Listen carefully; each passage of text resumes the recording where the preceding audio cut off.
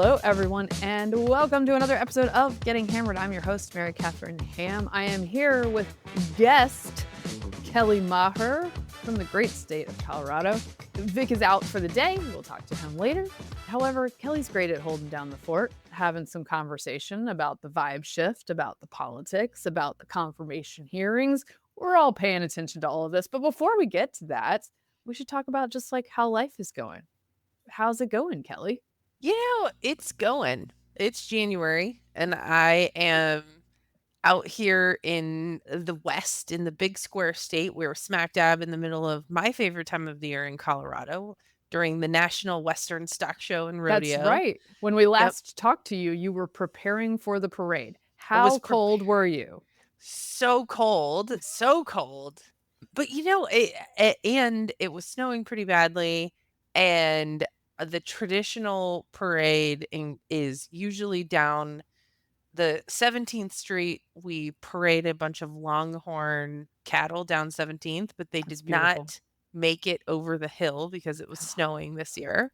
So, You know, these cattle today, they just they just can't be depended r- upon like cattle of the past, right. you But know? the parade marshal, grand marshal, was a friend of mine, Kathy Sabin, who also happens to be the I would say this is going to be controversial for people in Colorado, but she's Colorado's best meteorologist. And she's amazing. By the way, this is a woman you should meet. She's amazing. She's as tall as me and brilliant and can talk about all kinds of weather formations, and also just happened to be a storm chaser in her 20s and then We love moved it. to Denver and then is like a longtime Colorado fixture. But she and I were texting before the parade, and she was like, "This is a good year to have a meteorologist as the grand marshal of the parade," because we had snow and all kinds of stuff. But it was great. So we are smack dab in the middle of the best 16 days in January, which is the National Western Stock Show and Rodeo. I watched Colorado versus the World Rodeo this weekend, and Nice. we'll be down there a lot, and it's really nice. It's I good. love it. It's a good juxtaposition of politics because it's like real America versus the stuff that we pay attention to all the time, right? Yeah. It's a good like touchstone of Yes. reality. Yes. I'm Yeah. glad you're having that. You also went to a concert for one of our favorite Yes. artists, Robert Earl Keen, who is Yes. like, for those who don't know, Robert Earl Keen is like a one of the Texas poet Oh, sort of, so good. I don't want to say alt country, but like more underground honky tonk type of Yeah. artist. Yeah. And we love him. Right. And we love him so much that on several occasions we have tried to fly to each other and to Texas to see Yeah. him. We haven't quite made it happen in Texas yet, but we will at some point because that's really the Well, pinnacle. you have 4 children, so that makes logistics a little bit harder, but we've seen him a couple times in Virginia. I've seen him last Friday was the 13th time I've seen him at the Grizzly Rose here in Denver, and it was a beautiful, amazing show. And then we're sitting there, and I was thrilled because Robert O'Keen is playing, and it's Mhm. the best time ever. And then we look over. I was with a friend of mine from the Denver Metro Chamber of Commerce. We look over, and sitting at the table is Steve Wozniak, from co-founder of Apple. And we were like, "What is happening?" I guess he's just a fan, and so Yeah. he's showing up. And so I am a fan of the cult of Apple because it runs my life, and Yeah. it was just a very bizarre and very cool show, and he did amazing, and it was so fun. So, yeah, it's like real life is great. Good. Yeah. You and I have special memories of Robert O'Keen in part because one, it was the last concert I saw before the pandemic. We went in December of 2019 to a Christmas concert here. And then during 2020, Yeah. Robert O'Keen performed normal concerts. And he even did so in Northern Virginia, where you could get a lot of flack for that. And you and I went to one of those concerts, and it was so nice because it was this hint at normalcy so Yeah. long before certainly my region was coming back from this. And I always like to appreciate the brave people who actually did put on concerts and did play Right. sports and did risk their reputations to do actually quite safe gatherings. So I appreciate that from him. Back here, we've got a I don't know, I've got a nap situation where my 3-year-old will not stop harassing the 2-year-old Oh, during nap time, and I don't know how that's gonna end, partly because you hit this weird point in parenting around 2 and 3 where they have new opinions and new motivations, and mhm. they're their own people, and Yeah. my 3-year-old is very much her own person, and she is delightful and charming and hilarious, which makes it then harder to discipline her actually, because a lot of things she does are very funny, and she does them, like, not in a mean way, she does them in a hilarious way, so there's like a it's tricky. Also at 3, like, what are her motivations? Like, the other day I was like, "I'm gonna take away your Paw Patrol socks." And she's like, "Man, woman, you gave me 10 pairs of Paw Patrol socks. Like, take them away one by one." No, I do think her chase socks are quite precious to her. Yeah. Nonetheless, because she's 3, that threat, which I will make good on, that's the important part about disciplining your kids. You do have to make good on the threats or else they're like, Mhm. I know that you're a sucker." Of course, I'd have to find the chase socks first, which are in the laundry. It's a whole thing. Anyway, the point is I don't know what to take from her or what to incentivize her with right now, and because they're in a nap room together, Right. if I go in there to try to discipline her, by the way, she ain't scared of either of us, just as Right. a neither one of us, and we're not scary. If we go in there and, like, come down like Hammer of Thor, Right. it will scare both kids a little bit, and then the younger one ends up flipping out because, like, he didn't even do anything wrong, really, he's being harassed by her, Right. and he's also younger, so he's like, "Oh, what are you doing?" If you come in and just try to, like, convince her to get back in bed and hush, he's suddenly like, "Mom, you need to hold me for the rest of this nap." So, that's where we are. That's so hard. It's a hard time. We have look, could we put one of them in another room? I don't we don't really have square footage for that. That would mean that my little space that I am currently in, which is my tiny little office, would become yet another thing. It's already a guest room and an office and storage for things. And I so is it too much, like, change in routine to just do a pack and play and do a nap room rather than overnight sleep? right, so that is an option. However, these are Steve's children, and I Yeah. feel that a deviation from their place of sleeping is going to probably make their heads explode a little. We could try it though. We could try it. I The other option is what we're gonna try today, which is to just very much tire them out, and we're gonna do a later nap and see if they can both just relent and fall asleep. We'll see what happens. I know that it I try not to do this, but I've been scrolling reels a lot lately, and there was somebody who made a joke about, like, toddlers. Is it that we are tiring them out so that they will sleep well later, or are we just building their endurance? I mean, it's a little of both. The 3-year-old ran laps in our main floor.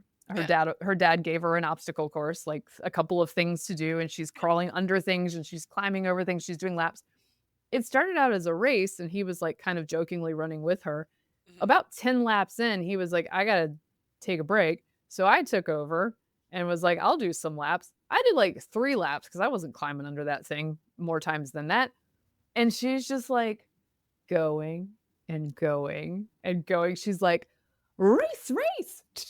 Starts another lap. "Race, race!" Starts another lap. First off, like, A plus on creativity and good parenting for creating an obstacle course, but, ooh, Yeah, that's exhausting. yeah. So, she just kept running her laps. I wanna say she probably did 40 laps around the main floor. 40? I mean, easily, I think, Wow. because Yeah, I she did 12 or 13 with Steve. She yeah, did, like, 5 with me. That's right. up to 20, and then she just kept going. Wow. I mean, I was there a couple weeks ago, and I was sitting at the table, and I look over, and she was just on she had, like, a tiny toddler-sized trampoline, and she Yes. was just bouncing. Oh, yeah, no, that's a normal that's like Just an everyday. She's very bounce. coachable. I think she's gonna be quite an athlete. So, she's Great. motivated, she's focused, she's coachable. We'll see. Motivated, focused, coachable. Now we just have to get into delayed gratification, right? Yes. Leave the Honestly, marshmallow on the table. I believe she could do that. Anyway, she's a very powerful young lady. Okay. We will figure it out. So, I've got a vibe shift for nap time, but we've got a vibe shift in the national consciousness as well.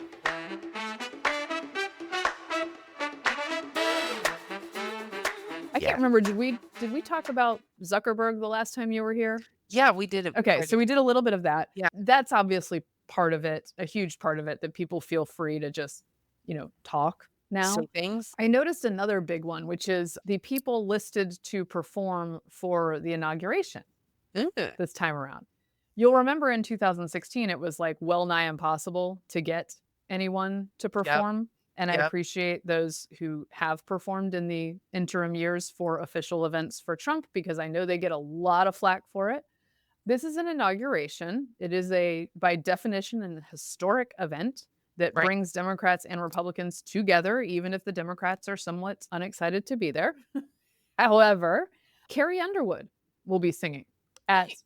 the inauguration. So I have a little bit of her statement on that. She has confirmed she's a country music star. For those who don't know, her origination was American Idol. She and Kelly Clarkson, to my mind, are the strongest voices that have come out of that, and they are both hell of a voices. She's confirmed that she will perform at President elect Donald Trump's inauguration on Monday, January 20th, following reports from Variety and multiple outlets that Underwood had been tapped to sing America the Beautiful at the Washington, D.C. ceremony. The country's music singer addressed her involvement in an inauguration and the upcoming inauguration in a statement sent to today.com.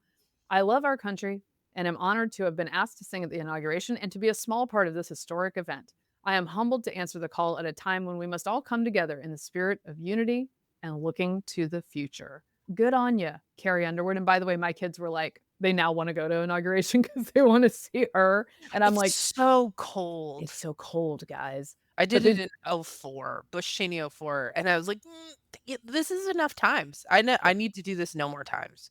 in other news, I think though you would expect Kid Rock will be around for some events. There was an announcement that the Village People will be joining Trump for various inauguration events. YMCA is famously his anthem, which Right, is both like some would consider it ironic that a Republican president has a gay anthem from the disco era as his song, and yet it's actually quite perfect for Donald Trump, who is, if nothing else, cosmopolitan in his libertarian leanings. He's never been anti-gay. That's like right, this one of the more persistent myths about him as he became president. He's very comfortable with the idea that this song would be his song. That doesn't bother him at all, as illustrated by the fact that the Village People will be here. Trump is personally picking his celebrations musical acts to represent his eclectic takes. An inauguration official tells Axios the Village People earned a special place in MAGA world because their 1978 hit YMCA inspired what's now known as the Trump Dance. The group, whose song was played at Trump rallies throughout the 2024 campaign and far before that as well, will perform it at the president-elect's victory rally Sunday at Capital One Arena in DC. That's very exciting. that's gonna be fun. Billy Ray Cyrus will also perform at the rally, as will Kid Rock. And then I believe country singer Jason Aldean and Rascal Flatts. So that's like a nice little lineup Combo, there. yeah, Mhm. that's those are all people I've heard of, and that is way better than what we saw in '16, which, Yes. it does speak to the fact that there is on the culture side, there is such a, punishment. Yes. Not for doing anything even necessarily political, right? I Right. don't see inauguration as even a necessarily political event. It's not really. It's Yeah. just it is a a turning over of power, but it's not necessarily a celebration that I see as particularly No, part. it's not. Yeah, I agree. It used long before Trump, it was considered like this is just a normal thing that you do. Perhaps during the Bush years, it was a little more problematic, I think. By the way, in 2016, Lee Greenwood performed, Mhm. Toby Keith performed, which I Oh, yeah, yeah. at a concert, Three Doors Down, and some other folks. So that may he rest in peace, Toby Keith. But yes, that was the lineup in 2016. But I think this signifies something for sure. Right. And actually, I'll play a little clip because I thought this was cute. I'll just play a little clip of someone who still thinks it's 2020. If you haven't heard yet, Miss Carrie Underwood, yeah, she signed up to sing at the potential inauguration. So if that's a deal breaker for you, like it is for me, and you have a Spotify, get over there and block her. You can block artists that you don't want, that you know support Dumpty. So if you don't know how to do that, you go to the artist, you go to three dots, you click that, then you can click block artist. So I suggest that we all do that. Yeah, there's a few songs I like of her, but it's not worth it. Not worth it. We're not supporting MAGA lovers. Not doing it.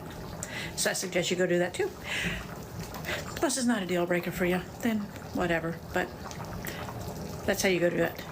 I don't know why she has a water feature in the back of her TikTok video, but did you hear that? It's like it was a whole fountain. Anyway, it's like almost cute because she didn't Yes. get the memo that we're not doing this anymore. Right, right, that this punishment will not be exacted on people anymore. Well, and it's not that look, fine, block her all you want. That's your call. It's the tone. It's the tone that like obviously everyone's going to do this. Obviously, everyone's angry at Carrie Underwood. And it's like, no, the people who are mad at Carrie Underwood are a minority of a minority of a minority. Like, and the people that are going to go to the three dots and block her is very small. And and by the way, that was sort of always the case, but now we're going to treat it like it's the case. Like, tiny numbers of people having emotional meltdowns, we're done with you leading and dictating to the rest of us. Yes. Yeah, it feels very freeing. Yes. It's really nice to just be fine, Like, right? okay, girl, block away. Yeah, yeah. Outrage, like, post-outrage politics world is gonna be really, really nice, Yeah. hopefully. Well, and sometimes I understand people like I've been on this side of arguing that like I wish Trump's character was better. I wish that he wasn't such a jerk sometimes. And also the Mhm. form of very antiseptic fenced in politician who only said 3 things that we had created before Trump was not good. And Right. Kamala Harris actually was like the ultimate vision of that. Yep. Completely orchestrated, completely created, very little contact with real people, very little contact with the press, right? As controlled as you could possibly be, Mhm. that version's not good. Yeah, I That's why agree. it lost. Yeah, exactly. There was a really good piece yesterday by Eric Erickson on his Substack, and it Yeah. just said, "Can we give Donald Trump a chance, please?" Question mark. And it was it as Eric is wont to do, it was just well written and very and he hits a very, I think, specific segment of Trump skeptical Yes. conservatives that it can sometimes get spun up by the left more effectively into, "You must apologize for this guy constantly." Right. That I think he addressed that exceptionally well yesterday. Speaking of giving people a chance, Pete Hegseth is on the Hill today. He is the veteran, longtime veteran and guard, I think current guard member. I can't remember if he's still in or if he's just about to get out or has just recently gotten out. At any rate, longtime veteran. He's also has been the most recently the host of Fox News Weekend. And the press, after he was sort of named as this nominee for Secretary of Defense, kept referring to him as a TV host. And I was like, okay, well, first of all of you guys complaining about the fact that he's a TV host are TV hosts. Second of all, that's not all he is. You're welcome to bring me concerns about him Right. and ask tough questions, but he is a veteran. He is a decorated combat veteran. He has been working on veterans issues since 2006 when I first met him. So I want that to be part of the conversation. And like all of these guys, I think that Trump basically gets his pick unless it's like completely crazy, right? Right. I'm going to use the technical term. I think Hegseth is qualified. I think there are questions about personal conduct that you can ask. I think there's some messy personal stories that have been tapped into, I think sometimes inappropriately by press, as is the case with the conflict between his mother and him. Didn't think that was a great moment for the New York Times when they published a letter from her that had been leaked by a family member. However, like I think he's like hits the marks, and if he is prepared in his grilling, as I anticipate he probably is because he spends time thinking about what's wrong with the military and how to fix it, then I think he should be good. I think he should be good. And what we really need is somebody who spends time thinking about what's wrong with the military and how to fix it. Well, let me play for you a little bit of his opening statement. He wasn't interrupted by at least one protester who they took out of the room. Here's Hegseth. Our standards will be high and they will be equal, not equitable. That's a very different word. We need to make sure every warrior is fully qualified on their assigned weapon system, every pilot's fully qualified and current on the aircraft they are flying, and every general or flag officer is selected for leadership or promotion purely based on performance, readiness, and merit. Leaders at all levels will be held accountable, and warfighting and lethality and the readiness of the troops and their families will be our only focus. Okay. That seems like a guy who understands the principle of peace through strength. It also just sounds like a reasonable list of things that SecDef should be worried about. Right. Right?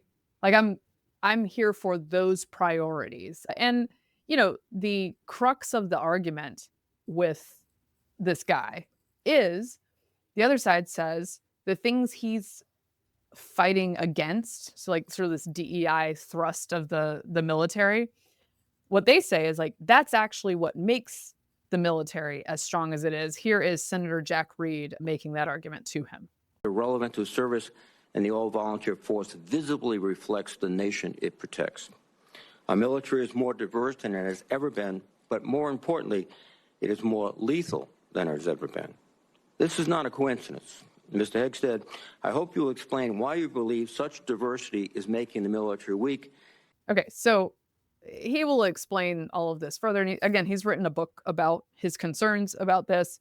But as I keep saying, the left says, diversity is our strength.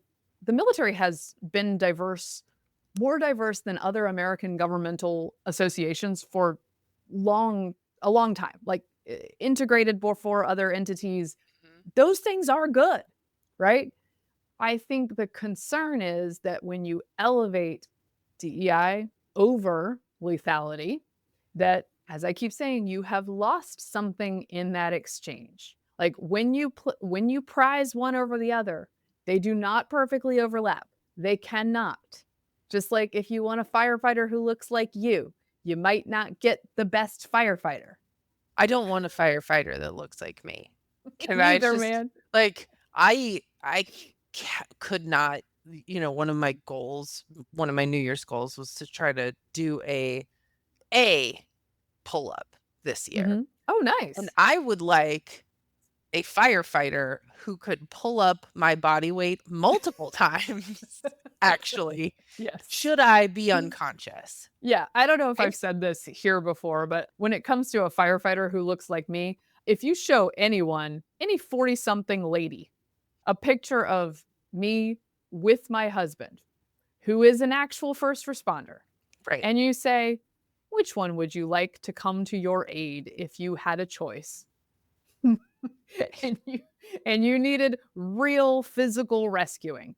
Look, I would say that I'm an above average strong 40-something lady. You really are. However, I've seen those guns. However, you want Steve. Yeah. You want Steve. You don't want me. But the point being, like, when that's your goal, you're going to make exchanges that mean sometimes you're not getting lethality. You're not getting efficiency. You're not getting merit first. Yeah. And that's the point I think he's making. And I think it's, for normal people, a perfectly reasonable point. Right. And that is one of the reasons that I think the hearing room is just stacked with veterans who appreciate a person who has been where they have been, particularly combat veterans, and understand some of those struggles and Right. why, importantly, recruitment has been a real problem over the last many years. Understandably, because a whole generation had to do many tours of combat at great risk and great cost to their families, right? Even those who came back relatively unscathed. Right. So that's a deterrent. People saw people live through that, right? Yeah. However, there's a way to talk about service and address what young people see in an uplifting way and to create an environment where they do want to serve. And so I think he might be a guy who would be pretty good at that. Yeah. Yep. I'm excited to see how this all turns out. Also, the part that he said about accountability, Yeah. no matter who your dream SecDef is, Mm-hmm. there has been no accountability for the last 4 years. Yeah. 0 people were fired after the Afghanistan withdrawal. That blows my mind. 0 people. 0 people. Yeah. Not good. Not good. And that's the thing is, like, these themes are all echoing each other. But as you see in California, Yeah. You if said people, firefighter. That's where yeah, my head went. if people are not held accountable for their failures, which I think the people of Southern California are currently, while the disaster is ongoing, trying to hold people accountable, because the more pressure those people feel while they're doing this ongoing job, the Right. better chance they're going to scramble to make things work as best as they possibly can, although they did not prepare in such a way that makes them set up well for that. See, and this is one of the downsides of the constant news cycle is that accountability in general is much harder because our attention spans are so much shorter, Mhm. right? We started off talking about Robert Earl Keen and how he was playing shows during COVID. And if we think about accountability on so many of the COVID Yes. things, we think about accountability in so many of the struggles that we're facing societally right now. It's really, really hard to get our arms around that because people move on so fast that you have to have like instant news, but you also have to have almost instant accountability for people to like suffer the consequences, either good or bad, frankly, of their behavior, because Yeah. people move on so much faster and our ability to just etch a sketch stuff Yeah. is crazy. I know you and I were looking at polling numbers, I don't know, however many years ago, post COVID, and we were kind of expecting, as we were talking about, the red wave that's going to come, that's going to hold all of these people accountable who Yeah. locked us down without science and then shamed us for questioning the lab leak theory and all this. And we thought, oh, here comes the reckoning. Yeah. And largely not so much because people just move on so much faster. And so it is a disproportionately hard thing to do to say Gavin Newsom needs to step down yesterday. Mhm. Yesterday. Like Back in the day, you might be ashamed enough to step down, but they don't do that anymore. yeah, we don't have that. That's No, not a thing that exists any we longer. don't do that anymore. But again, I hate the argument that, like, you can't complain about these people while a crisis is ongoing, because Right. I think, like I said, the more scared they are that those jobs are disappearing for them, the better chance they'll learn on the fly to do the job they were supposed to do, which is to serve the people of California. And then you can deal with, like, the electoral consequences or recalls later, which people are already talking about. I just don't think that the basics of governing have to be based. Like, why did that become a political position? It's a really good point. Very It should not. Like, I think I may have said this before, but like Gavin Newsom is not a spiritual guru.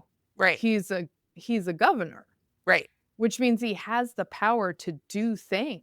He, in fact, has more power than most other political figures in the country. Right. And he just sort of stands there like, I'm going to lecture you about climate change, and that's enough. And Mhm. it's not enough.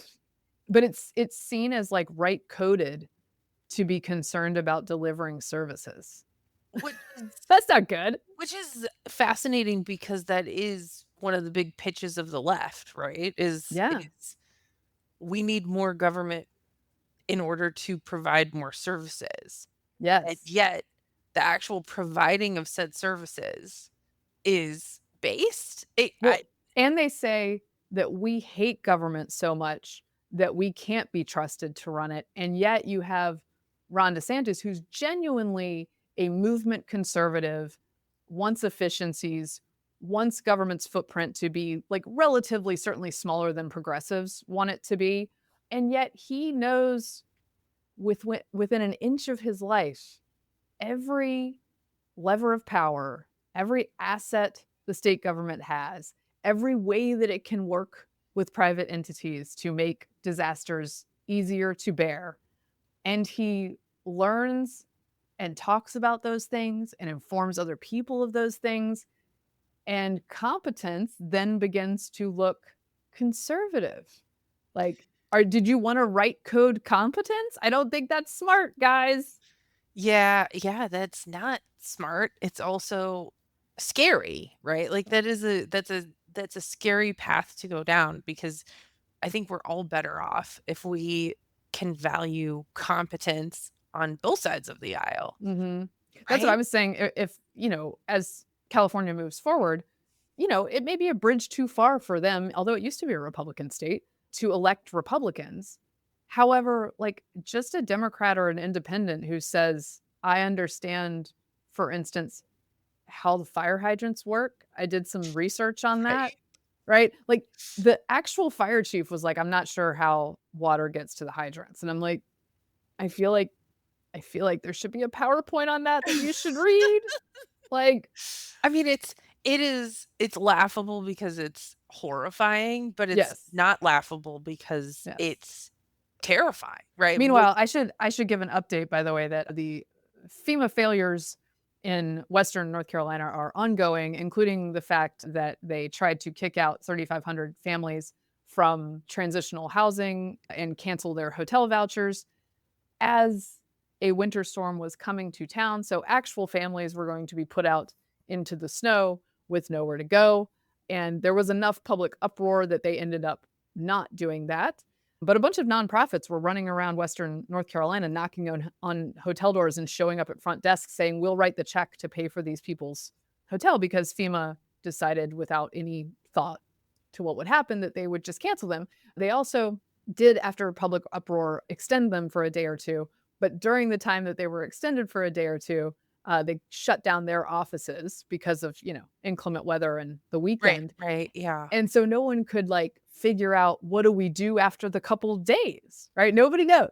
It's just, this is not what government response should look like. And it makes me think, do fewer things, do the boring things well, and Yes. people will be happier with you. There is good news on that front, which is that Tom Tillis, the senator from North Carolina, and all of this Really happened exciting. too late, but Tom Tillis talked to FEMA and has negotiated some sort of way for these vouchers to last through at least Trump's inauguration. So then Right. we'll see after that. To your point, Kelly, about us, like our attention spans, I think I've said this several times, appointing a point person for Western North Carolina and for LA, and probably Maui too, because we never hear about the updates about Maui. Right. Or East Palestine, Ohio, right? Like give 3 people 2 disasters each and have them be sort of high profile people who do regular updates. I'm thinking JD Vance in front of a camera explaining what's happening in Western North Carolina.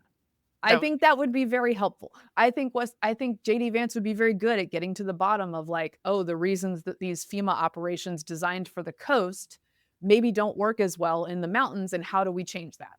Right. Well, But then that just gives them opportunities to say how weird he is, right? Because that's I mean, why are you focused on a thing that already happened? That's weird, which is Yeah. just that nebulous Yeah. term that's Well, thrown at and, and the problem for all of us is that, even leaders I like or politicians I prefer over Democrats are right. incentivized to put these things behind them and not talk about them anymore. Because if everyone forgets, except for the people who are being unfortunately hurt, and those people are quiet and get no attention, you can move on Yeah. and not be held accountable. So here's hoping for something slightly different in the Trump opening of this term. Yeah, I this is it is this whole tone shift has in it a lot of potential pitfalls, but it also has a lot of potential opportunities for things to get genuinely better for people. Yeah. And that is a real hope, I think, that a lot of people frankly voted for. I want to sort of close with a little bit of talking about the Biden farewell. The Yes. Biden Harris farewell. Inauguration's coming up. They're going to be out of there. I had heard rumors about this, but it was confirmed by reporter Jennifer Jacobs. There's been no invitation from Harris and Imhoff to Vance, JD Vance and his wife Usha, to see the inside of the VPR, the vice president's residence, before the day they are to move in. There's no tea, there's no lunch, there's no guided tour. That's a jerk move. That's petty. That's a jerk move. Yeah. Petty. Yeah. What? Really? Just Yeah. And look, certainly Vance and his wife have resources. They will be able to see and make changes that they want to make as needed once they get there. However, like, they do have children. It would be neat to see inside and figure out, well, what does this look like for our children? It'd be nice for the children to see the house. Yeah. And they have a house nearby that they will Yeah. probably just stay a little longer in as they're transitioning over there. But like, this is the kind of thing that if Trump did it, Oh, I it would have would be I would have been top of the asked news. I would have been asked about it for months on CNN. Like, Yeah. people would have made reference to it over and over and over again. And honestly, like, even though they would have overplayed it, they would be correct that it's a jerk move. It's just also a jerk move if they do it. Yeah, but there's asymmetrical reporting on it. Yeah, I know. Right? I know. Yeah, it'll be their first time seeing the inside. She has not extended an invitation for a formal sit-down or tour. This is CBS News reporting.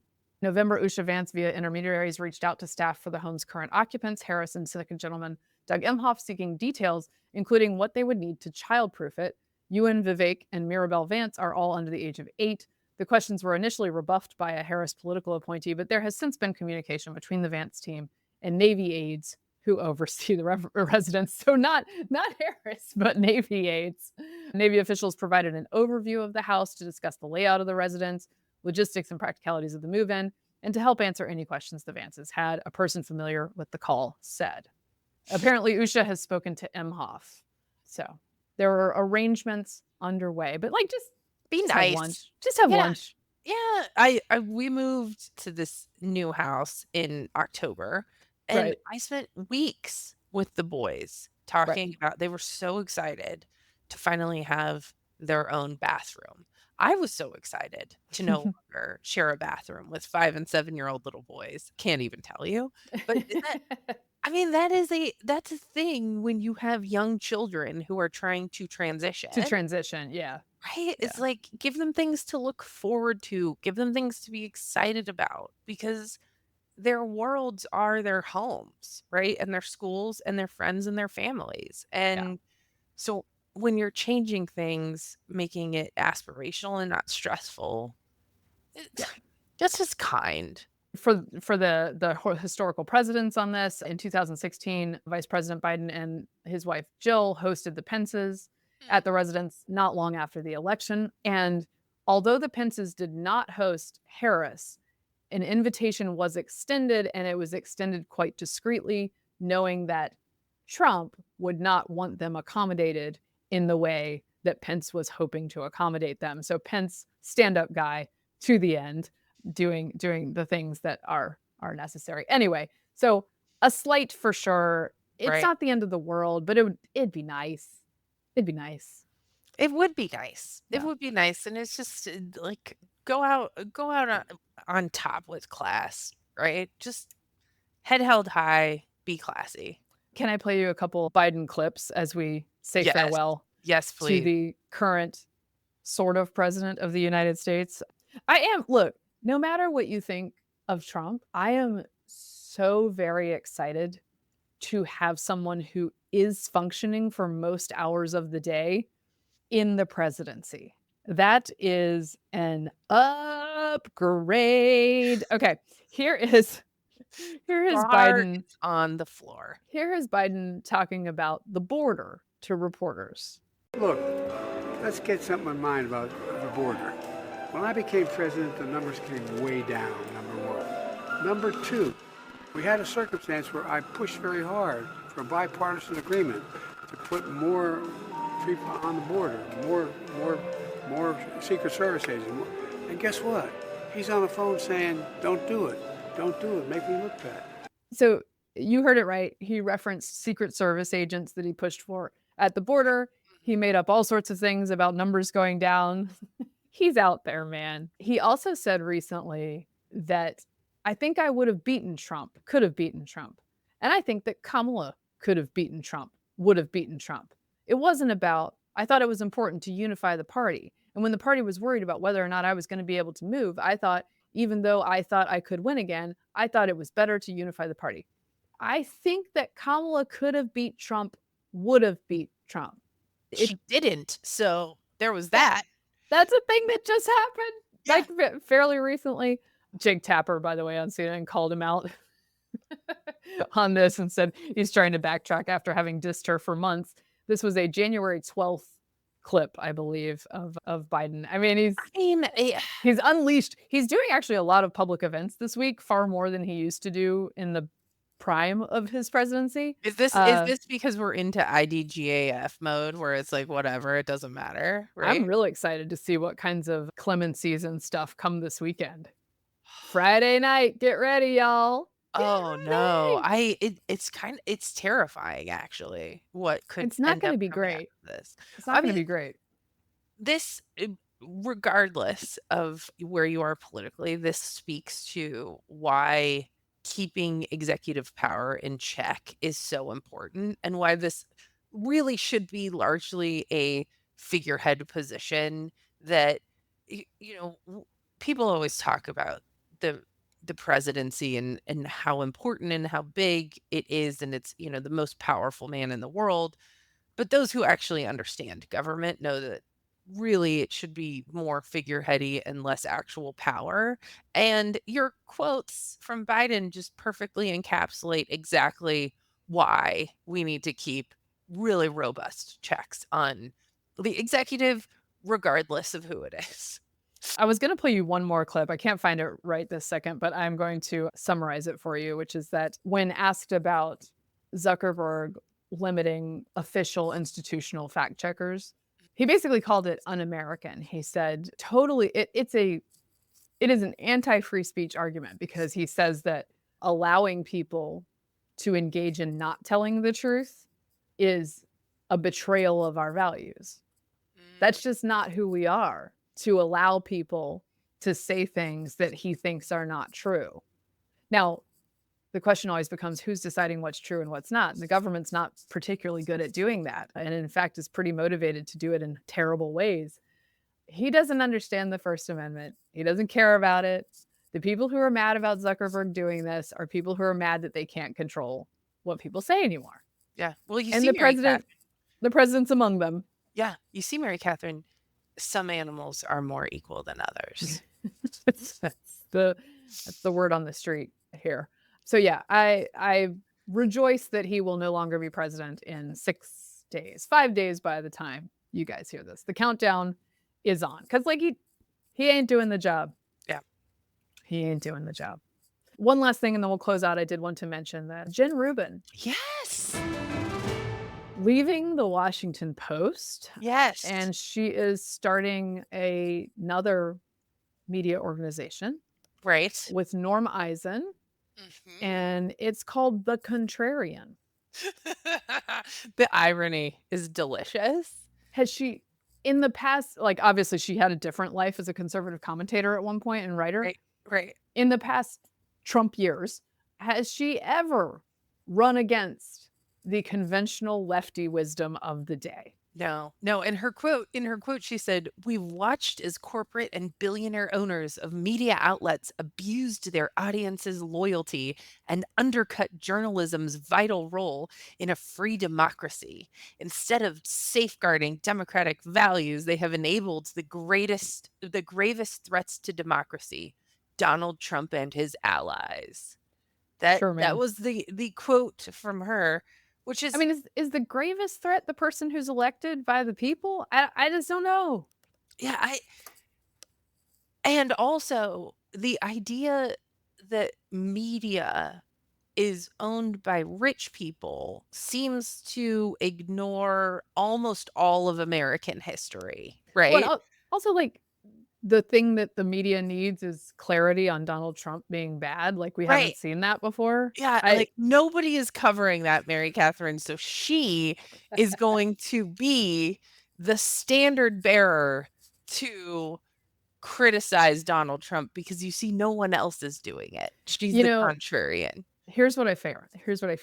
This is obviously nonsense, but Jen Rubin moved off of X, and it's been sad for those of us who need a little fix of the crazy because she was such high quality crazy.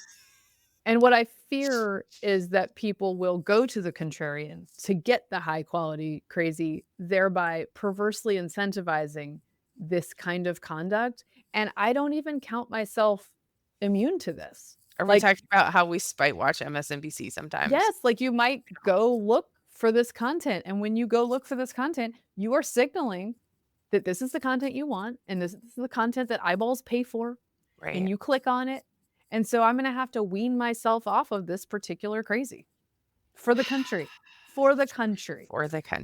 Yeah. Well, I mean, it's going to be a really fascinating 4 years. I'm excited to see, because as I said the last time we did this podcast last week, it's like maybe it'll all be just fine.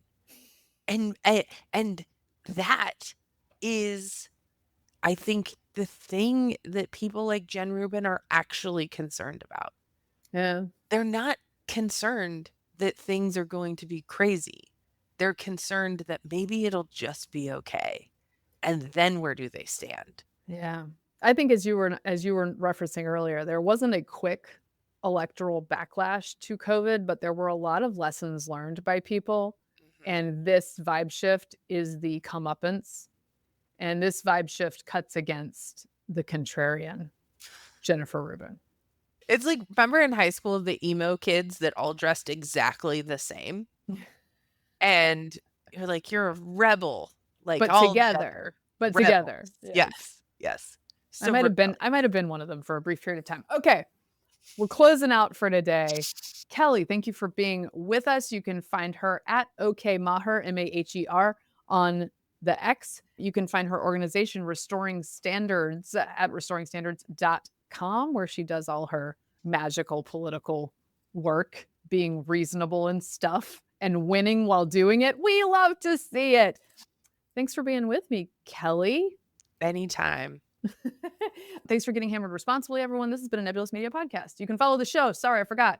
At Getting Hammered Podcast on YouTube or Instagram. You can follow me at MKHammer, at MKHammerTime on Instagram. Thanks for being here.